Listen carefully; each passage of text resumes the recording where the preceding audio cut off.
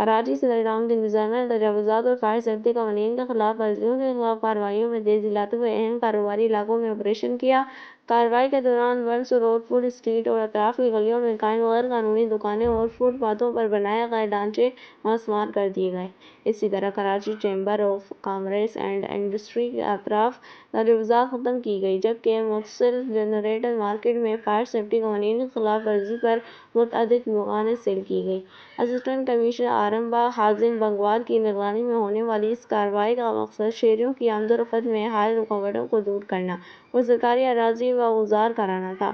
مزید برآں، assistant commissioner ستر رانا سفیان کی سربراہی میں پیراڈائز سینٹر، رورل مشن اور جاپان مارکیٹ میں بھی آپریشن کیا گیا، جہاں تقریباً 800 سے زائد دکانوں کو فائر سیفٹی قوانین کی خلاف ورزی پر سیل کیا گیا۔ اس آپریشن میں محکمہ اینٹی انکروچمنٹ، صدر ڈاؤن کا عملہ اور انچارج شاہ نواز بھی شریک تھے، جنہوں نے کارروائی کو منظم انداز میں مکمل کیا۔ انتظامیہ نے وعدہ کیا کہ تجاوزات کے خاتمے کے لیے بلا امتیاز کارروائیاں جاری رہیں گی اور شہریوں سے قانون کی پاسداری کی اپیل کی گئی ہے۔